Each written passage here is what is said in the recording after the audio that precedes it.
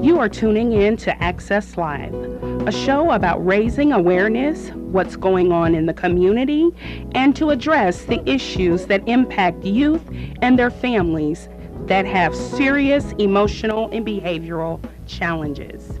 We are located at the Brookins Building at 1776 East Washington in Urbana, Illinois, and at the downtown location at 202 West Park Street. And good afternoon, everyone. You are tuned into WBCP for Access Live, a community education and engagement initiative of the Access Initiative.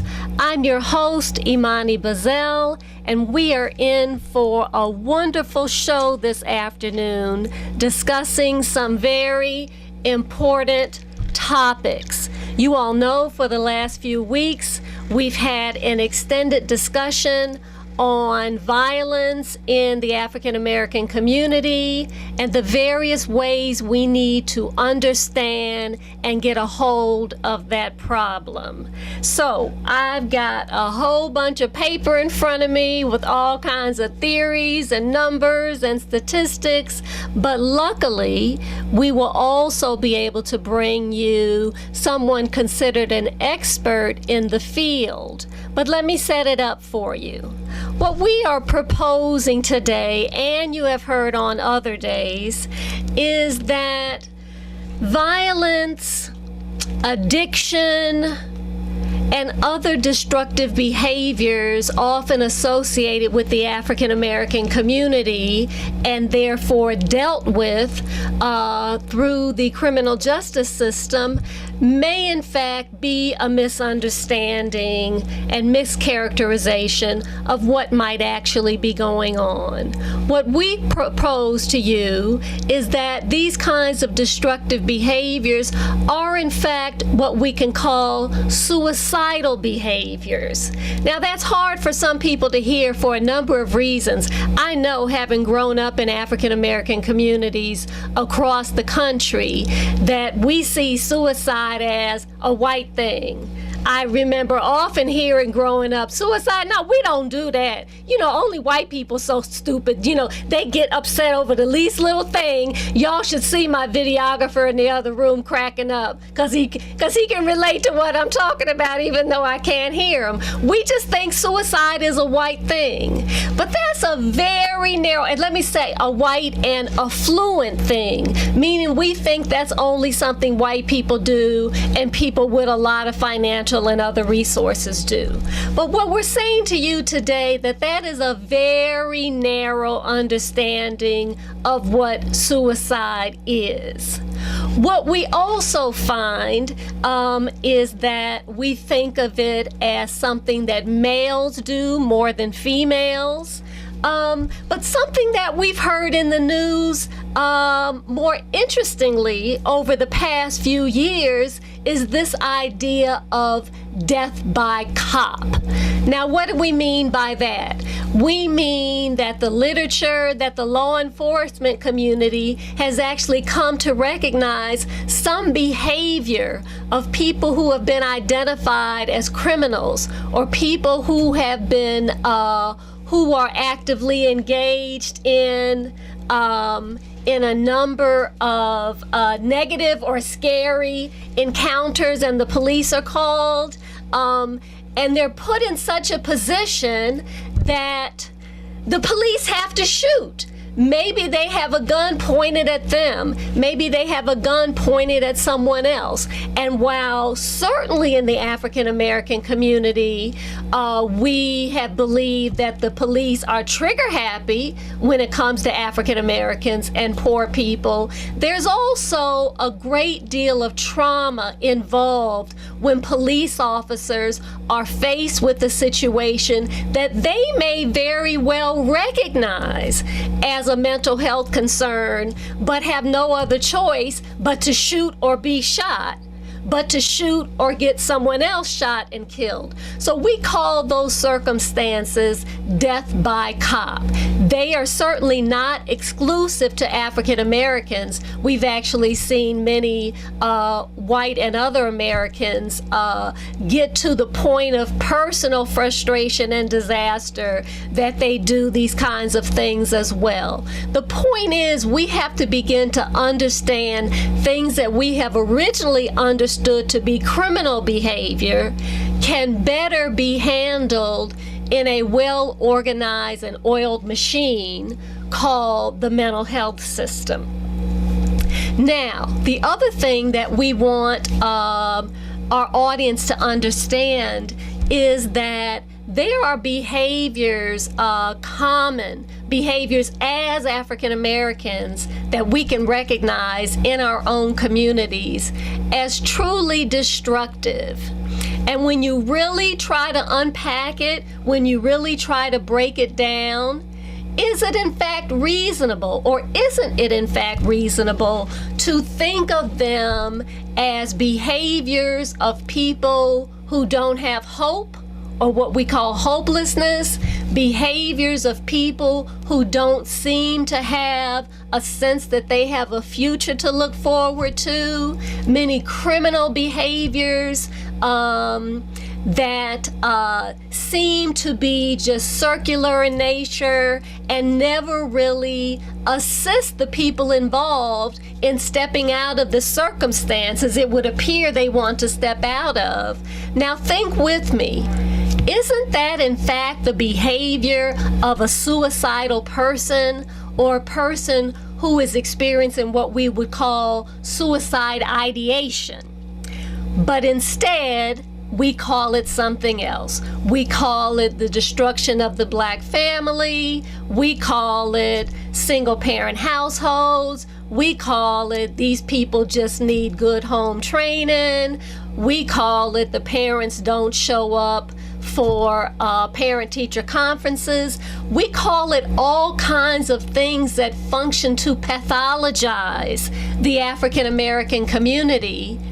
And there is some reality to that. But what we want to say is the reason is not that black people or black culture is fundamentally pathological. We are saying that we are in the midst of, and for decades, in fact centuries, have been experiencing what you might call historical trauma. Trauma that began many years ago that continues to compound over the years and not be resolved. You know, there's a famous saying that history begs to be resolved. So until it is resolved, it will continue to resurface. These problems will continue to what we call bite us in our butts until we decide to look at them another way. Let me ask you, what if a team of mental health providers arrived on the scene of the next shooting instead of just law enforcement? What if the next time a 911 call on domestic violence dispatched a gender violence squad car instead of just a police squad car? What if the next time 2 or more of our kids engage in fisticuffs in school and the psychologist showed up instead of the dean? What if the dean were a psychologist?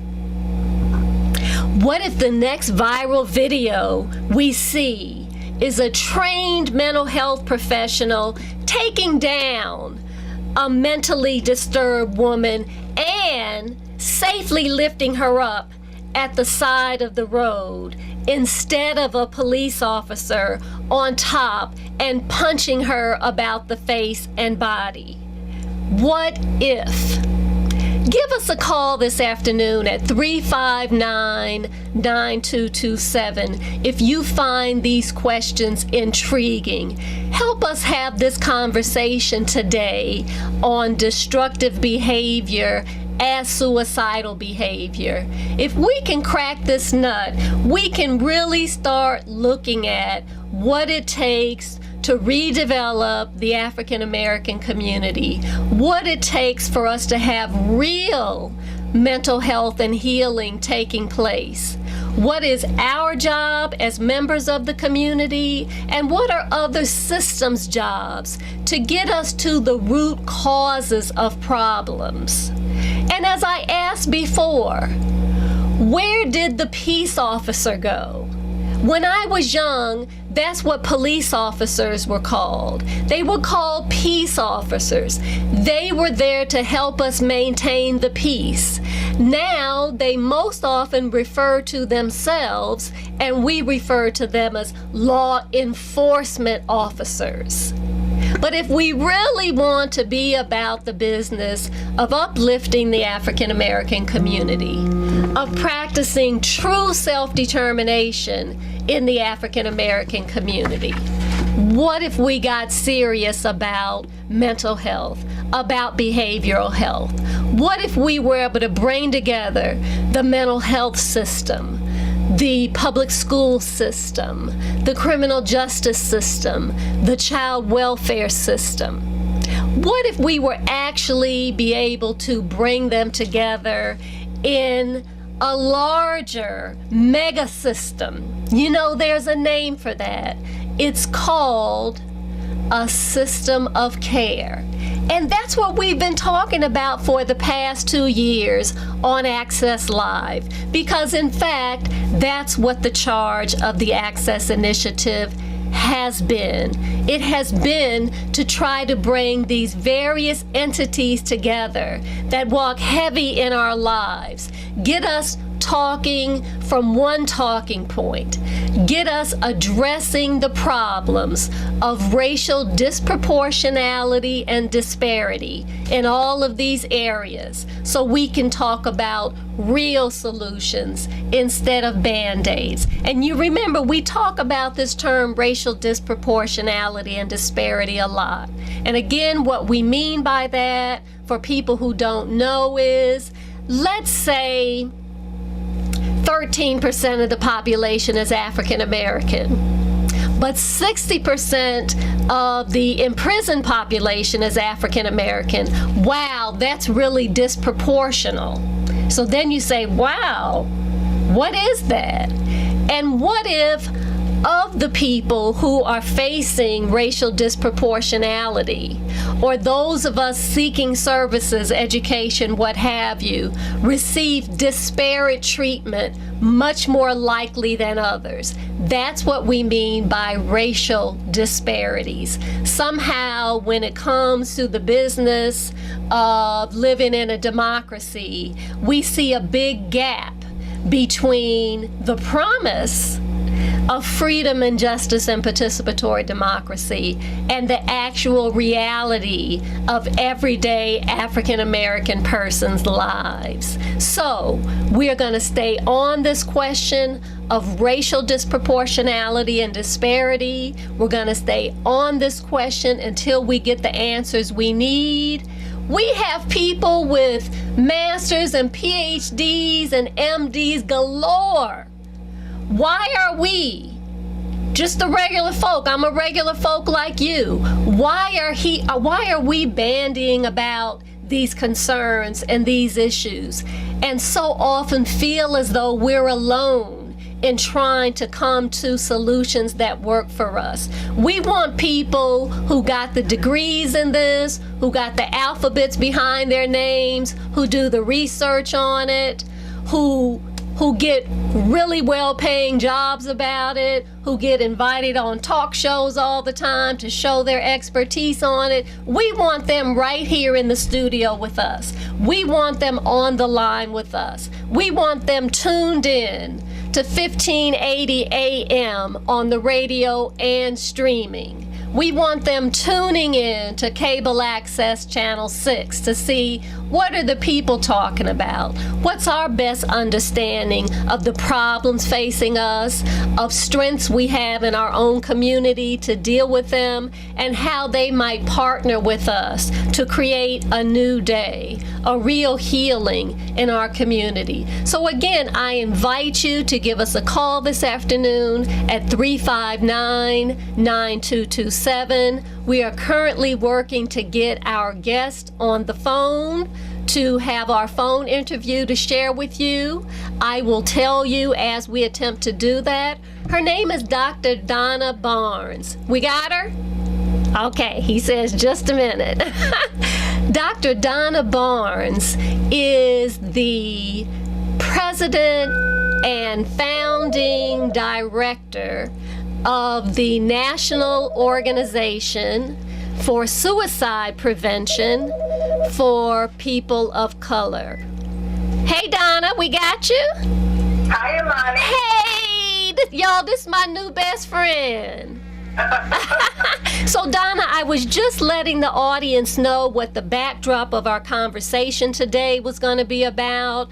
I've invited them a couple of times to give us a call to jump in the conversation, and I was just about to give your bio when we got you online. So thank you for that. And let me tell you how Miss Donna and I became BFFs. Well, every week, I tape the Melissa Harris Perry show and try to get back to it, to either watch the whole thing or fast forward when I need to.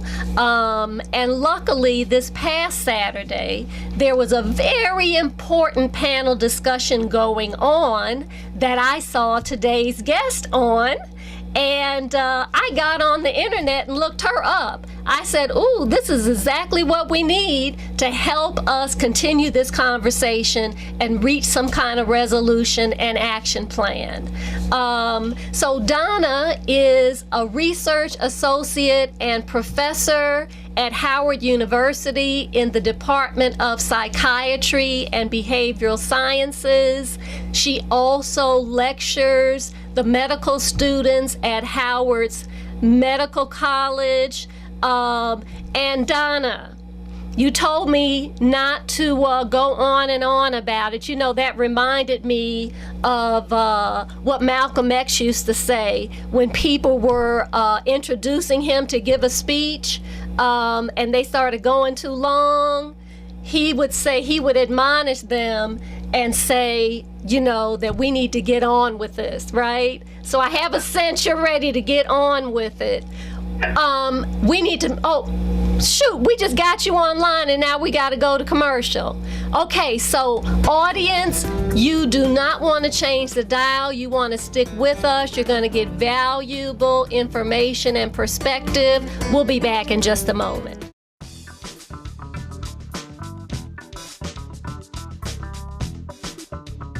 The Access Initiative mission is to build a trauma and justice-informed system of care designed to create a healed community that works to ensure that youth and their families are resilient, resourceful, responsible, and restored.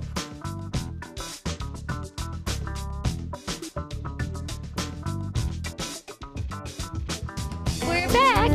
This is your host, Imani Bazzell, for Access Live, a community education and engagement initiative of the Access Initiative. Today, we are continuing our discussion on violence in our community, and in particular, we're trying to unpack, we're trying to tease apart what we consider African American chronic destructive behaviors as potentially actually suicidal behaviors, because we're not used to thinking of ourselves as suicidal, as my videographer and I sort of laughed about when I said it in the previous section. But what if we thought about suicide in another way?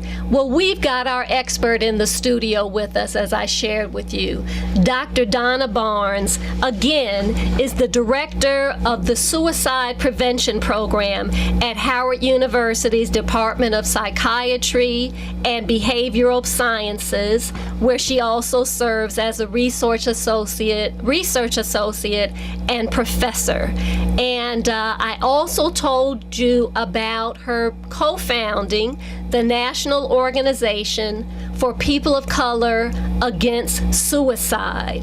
and that she is often sought out as an expert to shed light on the often misunderstood issue of destructive behavior and suicide among African Americans and people of color. So again, Dr. Barnes, welcome to the show.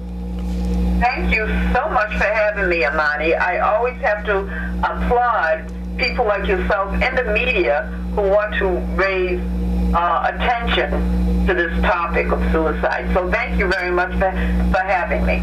So, honey, why this for you? Why did this become the thing you dedicated your life to? Because the rates of suicide had increased substantially in the 80s and the 90s. And I wanted to know what was going on, because there was a time back in the 60s when it was just a flat rate. It never increased. And then I realized as a sociologist that there's something going on in our communities because the rates are increasing substantially. Yes. So the rates increased in the 80s and in the 90s, and now is starting to go down a little. So Nafkus was found right around at that pinnacle where the rates were really high among African Americans. And so what Nafkus's objective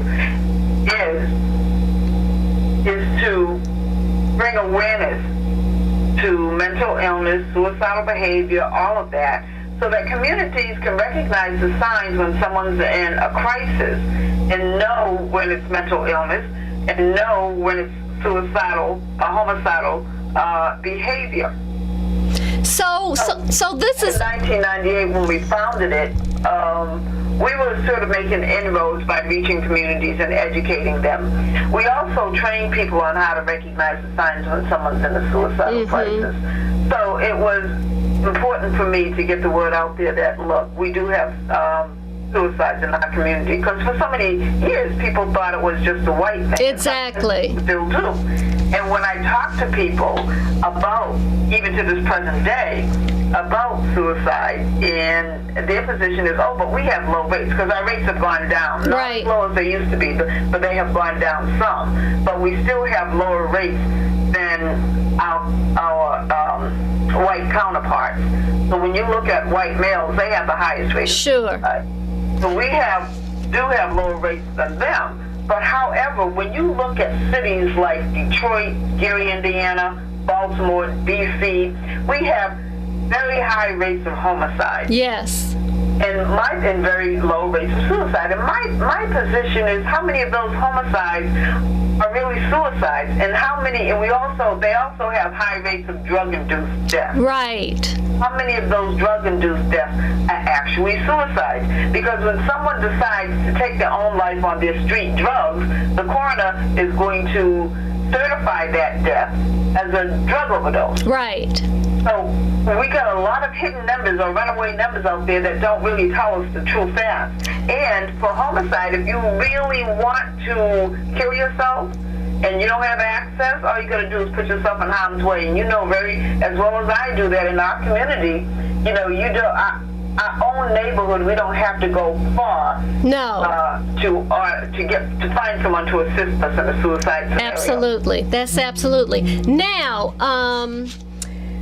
I recall with this spike we saw in the African American community in the 80s and 90s, many people's analysis of the increasing rates of African American suicide, they associated that with our society actually becoming more colorblind. And it was, some people tried to say it was a sign that racism had gone away or was going away, because now, you know, black people felt a part of the system and they're in some way more likely to feel that they can commit suicide just like white people do. Because the idea being, it's not that it's a white thing so much, it's a thing that we associate with the mainstream, which is white. So now, if more black people are successfully committing suicide, we were also seeing higher rates of eating disorders and things in our girls who were more affluent. So some people tried to use that increase as in a twisted good way to say, oh, life must be much better for African Americans. Can you speak to that? That was all in the era of beginning with Ronald Reagan and trickle-down economics and all of that. Can you speak to that? I think the underlying subtext of that was that African Americans could no longer blame the system for the situations that they were in. Right, because everything's equal now.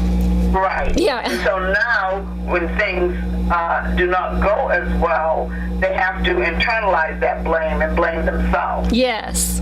Yes. So that was one of the subtexts of that. But, you know, there are a lot of theories out there loosely put out there with no actual empirical data stating. Exactly. It's just the theory of the weak. Theory was the fact that many African Americans mobilized into neighborhoods that were mixed or predominantly white. Yeah. And they left their church, they left their black neighborhood, and they left all of that. They left their support system. Putting their kids in schools where their children were the only black person on the basketball team, or the only black person in the geology class, or the only black person in this and that. So being the only black was no fun for the kids. No. And they had no references. Right. So then you saw minority groups popping up in high school and in colleges. Most colleges now have a minority group so that blacks, when they come to these universities and go to these schools, they'll have references. Yes, yes. So again, it's interesting because it brings up this idea that how we name things can be highly political. And so then we have to ask the question, whose interest does it serve for us to believe that everything is fine and well and equal now in America, and that's why you see the statistical increases in suicide, as opposed to a worldview that says we do have a lot of suicide in the African American community, but it's not for the reasons you say. It's for the reasons that there are a lot of things that qualify as suicidal behavior that we don't call suicidal behavior. Right, because if the statisticians looked at it, they would see that the rate of suicide among African Americans is below. Okay? Yes. So that argument that you talked about a few minutes ago was a big argument back in the 90s. Yeah. You don't see that anymore because the rates aren't as high as they were. Right. So now they have come down low. But my position, as I mentioned, is that we may have low completed suicides that are actually certified as suicides. Yes. But very high rates of suicidal behavior, engaging in the behavior that we know is going to end up fatal. Right, right. So, this might be an unfair question, but I'll try it, and we'll still take it wherever we need to take it. If we were to, using the premise that we're using today, if we were to try to come up with a true statistic around African American suicide or suicide ideation or suicidal behavior, what might that statistic look like? Say if we took into account addiction, gun violence, these kind of destructive behaviors that we're talking about. If we started counting those in the pool, what would our numbers look like then? Well, they'd be much higher. They'd be much higher because I think right now, let's say per 100,000, among African Americans, we have a rate of 8, maybe 9. Okay. 8. Compared to whites who have 21 to 22 per 100,000. So if we were to include the suicide, the acts that result into have a fatal result. Yes. It's going to be a fatal result. If we were to include that, it would be almost as high as that as whites or more. Yes. So, Donna, you know, you got a PhD in this stuff. You have a lot of colleagues. Who cares about this? And what would it take for us to move forward with this as a policy position? What would have to change, and who would have to change it for our communities to rethink how we count these numbers and then what we do about them? Because if there were because if we counted them the way you just said, it would be declared a national emergency. And if it was rich white kids who were dropping like flies from this behavior, it would be on the national news, and there would be the new presidential commitment, the new task force on so-and-so and such, and new offices would open up. What would it take for that to happen for us? Well, we have to just pay attention because, you know, there's an argument out there that, it is estimated that 90% of all suicides are related to some form of a mental disorder. What it takes is to also evaluate the homicides so that we can also say a certain percentage of homicides are related to some form of a mental disorder. So if you looked at the homicide through another lens, you might see something completely different. Exactly. Yes. Exactly. Many of those homicides is not criminal behavior. Right. You know, what gets me is that there's a fine line between homicide and suicide. So right. You need to say, I'm going to kill you. There's got to be a little something, you know, distorted about my thinking. Right. So when someone says, I'm going to kill myself, they're immediately put into a psych ward for 72 hours till they calm down.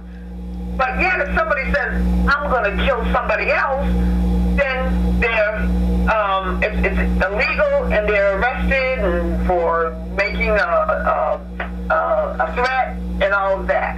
So, I mean, it's threatening somebody else or you're threatening yourself. It needs to be treated almost equally because the president does put a lot of emphasis on mental health. Yes, he does. We just need other people to hear it and act. So Donna, with this message that you have and that you share with your colleagues, does it feel like you're spitting in the wind, or do you feel as though it's finally landing on fertile soil? Well, see, I can't wait for the government or for those with money like white folks to help me get the word out. So I do a lot of volunteer, and I just do it myself. I mean, for people to say I can't do this unless I get funding, well, if it was really in your heart to do it, you just do it and not wait for the funding. That's absolutely true. I do a lot of training on how to recognize the signs on offenses. So what it takes is for individuals, communities, to get out there and educate themselves on recognizing the signs when they do have mental illness in their family, or when they do have someone in a crisis, and that it's not necessarily criminal behavior. So we need to recognize the signs early on so that it doesn't move into an acute case of an illness. Yes. Because it's just like we protect ourselves against high blood pressure. Right. We don't want to have a heart attack. So we make sure that we do everything that we have to do. We've learned the signs of a heart attack. We've learned the signs of this and that. We treat our diabetes, etc. So that you can have early detection and get your family members, your neighbors, your friends, your co-workers the help that they need so that it doesn't turn into an acute case. So one of the things that the Access Initiative has done is host a number of training sessions called Mental Health First Aid. That's excellent. And so I think that speaks to what you're proposing. And we need a whole cadre of regular, ordinary, African American community members to get that kind of training. We're going to have to take a break, but when we come back, I'm going to want you to talk about on a systems level. Once we get grassroots folks understanding, we'll talk a little bit more about stigma when we come back, but also what does it take to make systems change, to get the police to believe the story we're telling, to get the governor to believe the story we're telling. We'll talk about that right after the break, y'all. Don't go nowhere. Bye.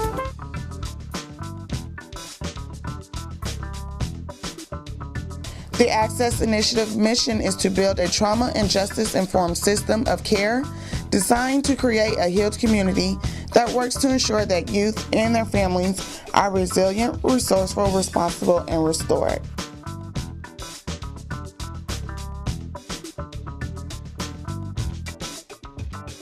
And we're back. This is Access Live, a community education and engagement arm of the Access Initiative. I'm your host, Imani Bazzell, and today we are continuing our most important discussion about community violence. Today, we're talking about the specifics of recognizing suicidal behavior. And the reason this is so important to us is because for many of us listening today, we don't associate suicide with African Americans. We still think that's a white thing. And the way that many of us think about it, it kind of is still a white thing. What we're trying to do is help us think about it another way, to think about the positions we put ourselves in and our neighbors put us in that will lead to death or critical accidents, that we might begin to start calling suicidal behavior because maybe we can then get the attention that we need.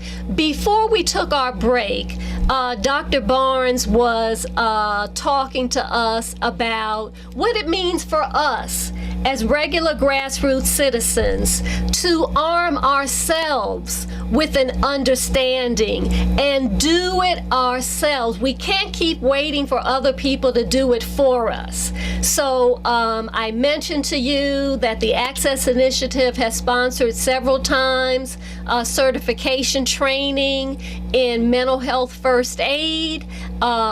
That's a good model. Dr. Barnes can also tell us about another model they use called QPR. So we're going to stay for a couple of minutes on what we can do for ourselves, and then we're going to transition into what we need to be happening on the policy and practice level, places that and conference rooms we're often not in. What kind of policies and practices should public schools have? Should universities have? Should police departments have? Should the court system have? Should some people be getting mental health care instead of being incarcerated? Those are systems level questions. But Donna, let's come back to what we can do for ourselves.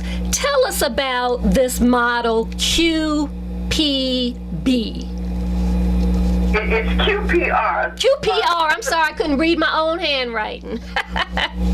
QPR, what is that? It's like CPR. When you are trained for CPR, you are trained to restore somebody who is having a heart attack. You are trained to restore them until you can get them to the help that they need. There you go. Beautiful. Think of it as CPR. This is the same concept, QPR. The Q stands for question, the P stands for persuade, and the R stands for refer. So you're trained on how to question somebody if you're concerned about them, how to persuade them to open up to you and to get the help that they need, and then how to refer them out to a specialist or a therapist.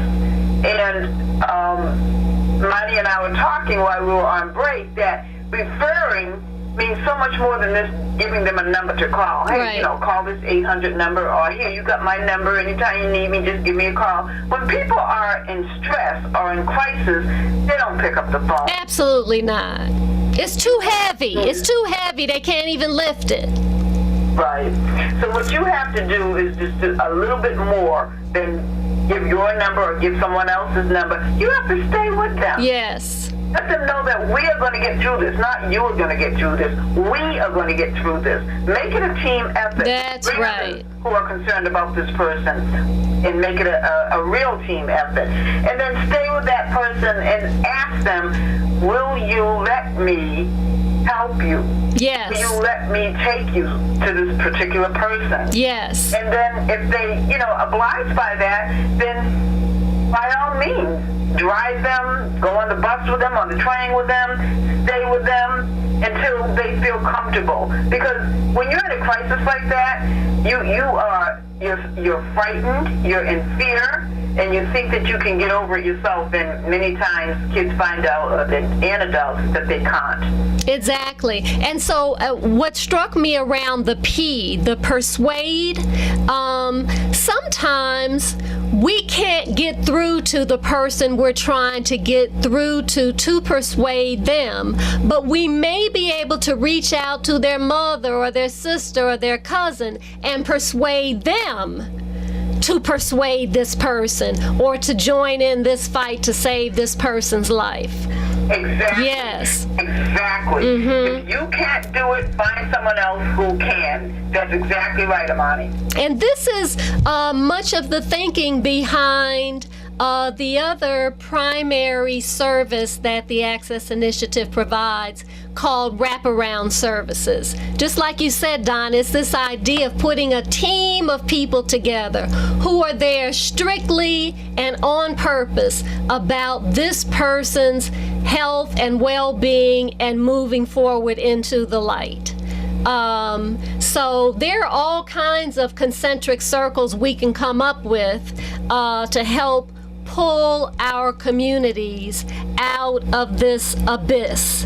So, you said before, when we talk about change, which we talk about a lot on this show, and just out on the street, people stop me all the time, I get in conversations all the time, and pretty much everybody agrees that on so many levels, something needs to change. So when we talk about then, Dr. Barnes, what needs to change, the first thing you said to me that needs to change is our attitudes. So say something about what it means to change our attitudes, then we'll work our way up to what else needs to change.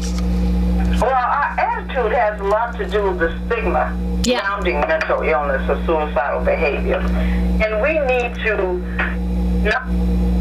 concentrate on what others are going to think of us, because the more we share with others what we're going through, the more you will get an understanding. Because everybody has a secret. Everybody has their own little secrets, and everybody's keeping it to themselves. The family is the most private institution in society. And some people say the most pathological.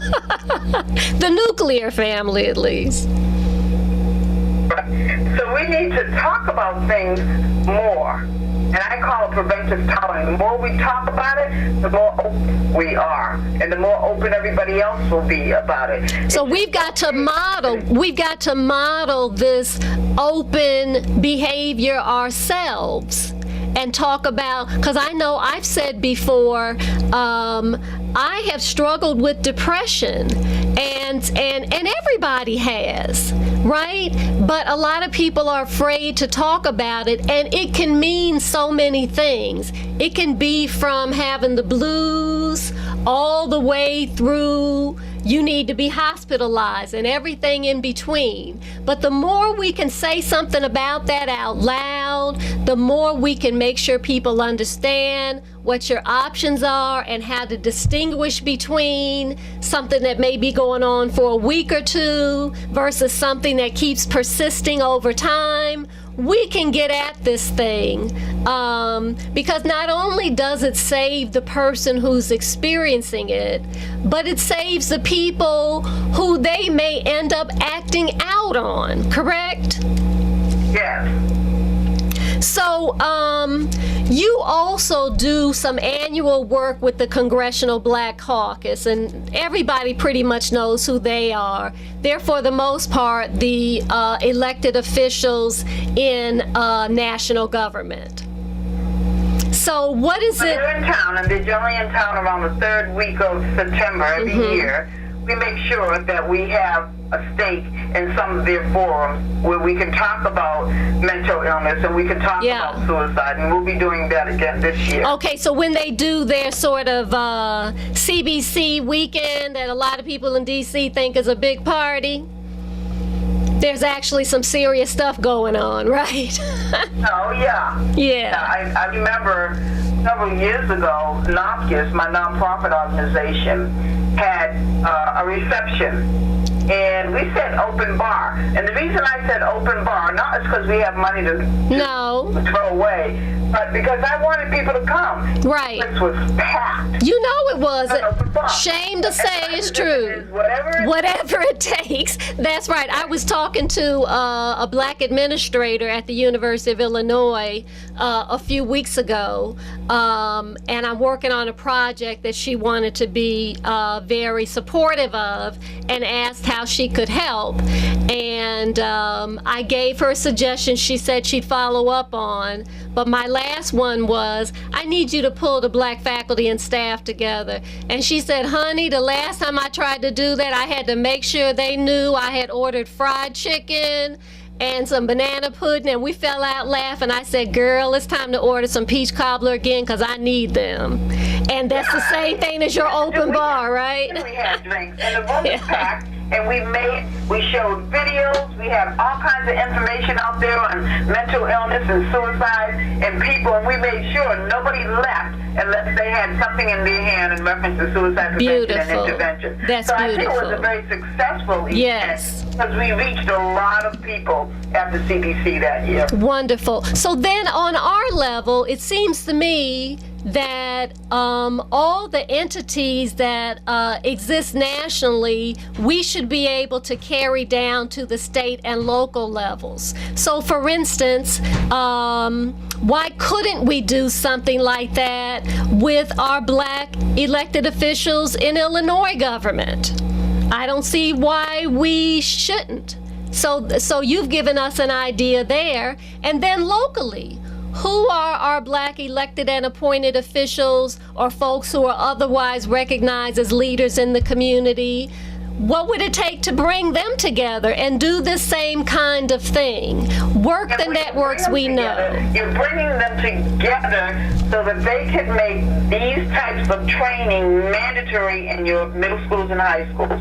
Make it mandatory for all teachers, counselors, advisors to take the QPR training or something like that, and the mental health first aid training or something equivalent. Yeah, now you make sure that you're going there with a mission. Yeah. That's one of the things that you want is you want people in the school system to be trained. Yes. You want people in law enforcement to be trained so that you don't have somebody beating up on somebody in a highway when they should have been helping her. Right, right. That still breaks all of our hearts. Police officers need to be trained on crisis intervention because 40% of the people behind bars should be institutionalized and not be behind bars. And you know, we talked about that, Dr. Barnes, so much on this show. And earlier in the summer, we did a 3-part series on police community relations. And some professor friends of mine also put together a training series called Policing in a Multiracial Society, and did that with the Police Training Institute. So they piloted that for the first time, and it makes perfect sense. And how do we expand it, or how do we get this kind of thing normalized? So it's not even this special thing outside of everything else, but part and parcel of what's expected. If you are a professional, you of course know these things. And you said that you all were successful getting this policy passed at Howard University, so now all resident advisors have to go through this training, right? Yes, that's right. So that's what we want in our community as well. So, Dr. Barnes, do you know about other communities where people have really tried to take your message to heart and come up with successful ways to get these things mandated and otherwise exposed to police officers, educators, etc.? Yes, the churches are very active. Great. We've been successful in reaching many, many religious institutions on how to change, how to train their religious leaders so that when they have a parishioner in a crisis, they know to go beyond saying, well, you got to pray more. Right. Why you come every Sunday? They can go beyond those kind of things and get them to the help that they need. So we can lay hands on and get some mental health support. Right, exactly. But one more thing before I go. Yeah. I know we're running out of time. I would like to give my website for my nonprofit organization. Beautiful. Everybody listen. It's www.nopkis.org. Okay, spell out Nopkis. N-O-P as in Paul, C as in cat, A as in apple, S as in Sam. NOPCAS.org. Please go on our website, make donations if you want to. Of course, you don't have to, but we could use all the donations that we could get. Because y'all are about the business, and we should support folks who are about the business. So that's right. Nopkis.org, and I'm going to remind you that stands for National Organization for the Prevention of People of Color. Of people of color for the prevention of suicide. National Organization for People of Color Against suicide. Yes. So this is an organization of people who have come together and dedicated their lives to ending or reducing suicide in communities of color. Now, Donna, I do know that we have a number of, when we think about different communities of color, there is a substantial number or disproportionate number of suicides and very suicidal behavior in our Native American communities, correct? Yes, there is. But when we think about the trauma, right, of being the indigenous people in this country and being left in arid land with all your rights taken away, most of your language taken away, your customs being criminalized, it then doesn't surprise us that there would be the level of suicide, mental illness, alcoholism, etc., in a community that experiences such oppression. Historical trauma. Yes, we work very closely with American Indians. Yes. With the Latino community. Yes. With the Asian community. We work very closely with communities of color because they go through the same thing that we've gone through. Yes, they do. So, y'all, I hope you've been listening in today. I hope you've been taking notes. You know I got my teeth in this and I'm not going to let it loose. I appreciate those of you who follow up with us, who call me, text me, email me, stop me on the street. I know we're making a difference. We are going to break this stigma against these kinds of conversations in our African American community because we are committed to our health and healing. So thank you, Dr. Donna Barnes. Y'all keep holding hands, and we'll talk again next week. Bye-bye. Thank you for listening to Access Live. Access Initiative is a trauma and justice-informed system of care. We're glad that you joined us today. Please join us every Wednesday at 2:00 p.m. for Access Live. Thank you and be well.